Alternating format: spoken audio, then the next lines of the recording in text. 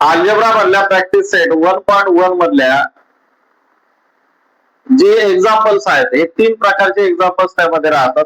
हे 2 प्रकारचे एक्झाम्पल मी अगोदरच्या व्हिडिओमध्ये तुम्हाला सोडून दिलेले. तिसरा असणारा एक्झाम्पल कसं सोडवायचं ते मी तुम्हाला दाखवतो. आता त्या साईडला जागा नसल्यामुळे ते एक्झाम्पल मी या साईडला घेतो. 49x minus 57y equal to 172. Equation first. 57x minus 49y equal to 252. Equation second. आता या असणाऱ्या 2 एक्झाम्पल मध्ये तुम्ही जर बघितलं तर पहिल्या इक्वेशन मधला असणारा x चा जो कोएफिशियंट आहे तो दुसऱ्या इक्वेशन मध्ये y चा कोएफिशियंट आहे. पहिल्या इक्वेशन मध्ये जो y चा कोएफिशियंट आहे तो दुसऱ्या इक्वेशन मध्ये x चा कोएफिशियंट आहे. मी या मेथडला मी त्याला नाव ठेवलेलं आहे क्रॉस मेथड. तर इथे क्रॉस असणारे कोएफिशियंट तुम्हाला दिसत आहेत म्हणून मी बोलतो, कुठे काय बुक मध्ये लिहिलेला नाही, तर याला मी क्रॉस मेथड असं त्याला मी बोलतो. अशा स्वरूपाचं एक्झाम्पल जर असेल तर या दोन्ही असणारी इक्वेशन आहेत, या दोन्ही इक्वेशनची एकदा ऍडिंग करायची, त्यावर तो तिसरं इक्वेशन तुम्हाला मिळेल. त्यानंतर या दोन्ही इक्वेशनचं सबट्रॅक्शन करायचं, त्यावरतून तुम्हाला चौथं इक्वेशन भेटेल आणि मग तिसऱ्या आणि चौथ्या इक्वेशनला तुम्ही सॉल्व्ह केलं की तुम्हाला तुमचं सोल्युशन मिळेल. हे लक्षात ठेवा. तर चला मी सुरुवातीला काय सांगितलं तुम्हाला, तर या दोन्ही इक्वेशनची ऍडिंग करून घ्यायची. Equation first plus second 49x minus 57y equal to 172.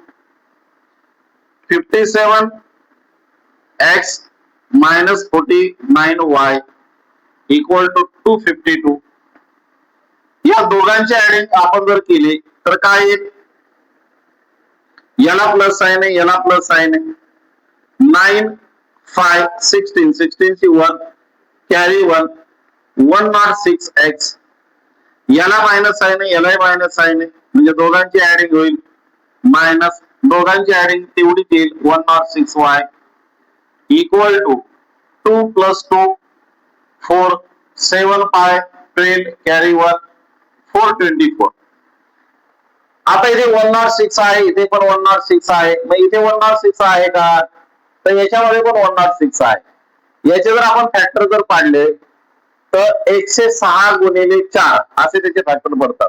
4 ने जर 106 ला जर गुणलं तर 424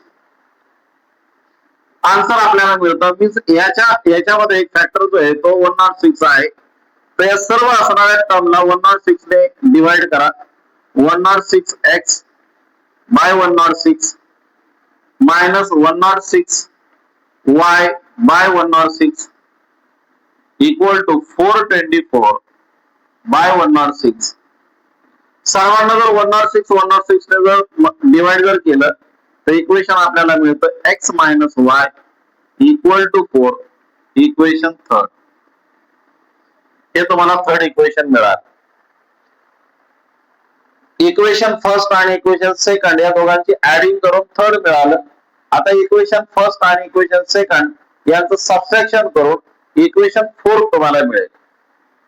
चला आता आपण काय करूया, इक्वेशन फर्स्ट म्हणण्यापेक्षा आता इक्वेशन सेकंड जे आहे याचा जो असणारा इथं जो नंबर तुम्हाला दिसतोय या नंबर पेक्षा हा नंबर मोठा आहे म्हणून 2 मधून फर्स्ट आपण मायनस करूया. 2 मायनस फर्स्ट मीन्स 2 अगोदर आपल्याला घ्यावं लागेल. 57x 49y equal to 252. 49x 57y equal to 172. ज्यावेळेला आपण सबट्रॅक्शन करतो त्यावेळेला सेकंड असणारे इक्वेशनचे साइन आपण चेंज करतो. याला प्लस साइन आहे मायनस होईल, मायनस आहे प्लस होईल, प्लस आहे मायनस होईल. 57x मधून याला प्लस साइन आहे, याला मायनस साइन आहे, म्हणून यांचं सबट्रॅक्शन होईल. 57x मधून 49x गेले, शिल्लक राहिले 8x. 8x ला साइन कोणाचं येईल, तर बिग टर्मचं, हे बिग टर्म आहे त्याचं साइन प्लस. इथे मायनस साइन आहे, 57 ला इथे प्लस साइन आहे.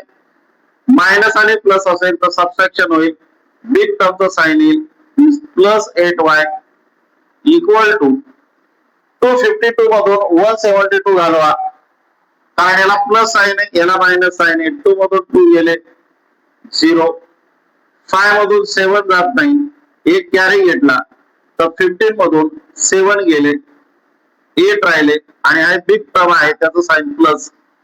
इथे जर तुम्ही बघितलं तर 8x plus 8y equal to 80 आलं.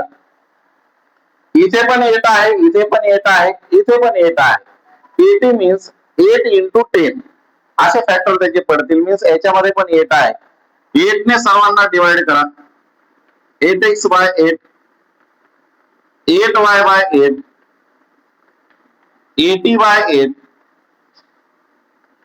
8 8 कॅन्सल होतील. 8 ने 80 ला डिवाइड जर केलं तर काय मिळेल आपल्याला, x plus y equal to 10, equation 4. अशा प्रकारे थर्ड आणि फोर्थ हे दोन इक्वेशन आपल्याला इथे मिळाले. या दोन इक्वेशनचा विचार आपण जर केला तर सेम असणाऱ्या व्हेरिएबलला कोएफिशियंट सेम असावे लागतात. हे आपण अगोदरच्या व्हिडिओमध्ये आपण बघितलेले. तर इथे बघा, y ला कोएफिशियंट इथे 1 आहे, या y ला पण कोएफिशियंट इथे 1 आहे, मीन्स या सेम टर्म आहे, या दोन्ही सेम टर्म आहेत. याला मायनस साइन आहे, याला प्लस साइन आहे. सेम टर्मला जर डिफरंट साइन जर असतील, सेम टर्मला जर डिफरंट साइन जर असतील तर ऍडिंग आपल्याला करावी लागते त्या दोन्ही इक्वेशनची. मग चला इक्वेशन 3 आणि इक्वेशन 4 ची आपण ऍडिंग करून घेऊया. Equation 3 plus equation 4. 3 काय आहे तर x minus y equal to 4 आणि 4 काय आहे तर x plus y equal to 10. दोघांची जर ऍडिंग आपण जर केली तर x प्लस x, याला 1 कोएफिशियंट आहे, याला 1 कोएफिशियंट आहे, दोघांना साइन प्लस प्लस आहे म्हणून येईल 2x. याला मायनस साइन, याला प्लस साइन आहे, 1 1 कोएफिशियंट आहे, मायनस प्लस असल्यामुळे हे सबट्रॅक्ट होतील आणि कॅन्सल होतील. Equal to 4 plus 10 14. 2 इथे मल्टिप्लाय आहे, पलीकडे गेल्यानंतर तो डिवाइड होईल, मीन्स काय मिळेल आपल्याला तर x equal to 14 by 2 means x equal to 7. अशा प्रकारे x ची व्हॅल्यू तुमची निघाली. आता ही x ची आलेली जी व्हॅल्यू जी आहे ही इक्वेशन थर्ड किंवा फोर्थ दोन्ही पैकी कुठल्या पण एका इक्वेशन मध्ये तुम्ही ती पुट करा, तुम्हाला y ची व्हॅल्यू मिळून जाईल. Put the value x in equation, समजा आपण करूया फोर्थ मध्ये. फोर्थ मध्ये आपण ती व्हॅल्यू पुट केली तर हे फोर्थ इक्वेशन आहे. x ची व्हॅल्यू आपल्याला माहिती आहे, x च्या जागेवरती x ची व्हॅल्यू टाका. 7 plus y equal to 10. y इथे प्लस आहे, इक्वलच्या पलीकडे जर गेला तर तो मायनस होईल, means y equal to 10 minus 7 y equal to 3. अशा प्रकारे आपल्याला सोल्युशन मिळालं.